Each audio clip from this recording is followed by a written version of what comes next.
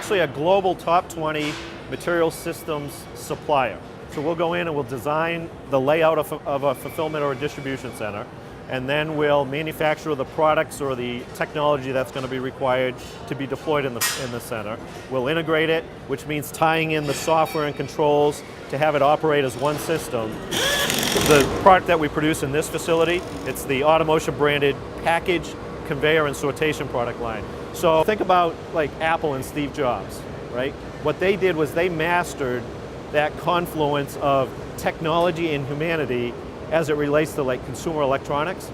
And so now we're facing that same challenge kind of on the industrial side of the world, where we absolutely have to get the systems that we're deploying, these automated, robotic type systems, to a point where they're as simple and as intuitive to use as the iPad is. These are the actual mechanisms and equipment that would move those packages through the facility. Traditional retailers like Kohl's and Staples, food, Frito-Lays and Kellogg's. There's a wide range of environments all dealing with moving those finished products from, usually from what we call end of line, which is the end of the manufacturing process, through the supply chain so it ends up on a store shelf or in your home.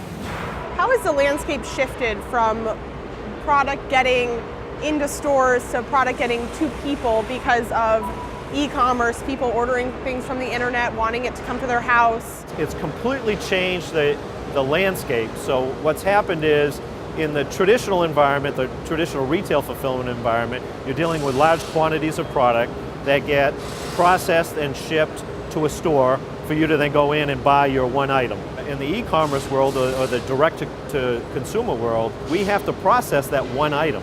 If you walk into a store and you buy one pen and a package of candy, and instead you go online and order that, we have to process that as a unit as opposed to as a case. It's created this whole new demand, or what I call appetite for automation, that really hasn't existed up until these last few years.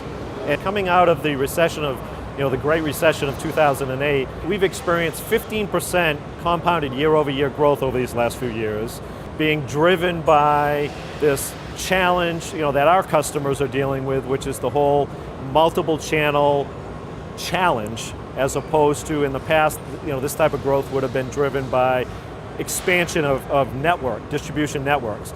These last few years, it's all been driven by the e-commerce explosion and the challenges that brings in terms of the multi-channel retail and direct-to-consumer fulfillment having to be done through the existing network without building additional facilities.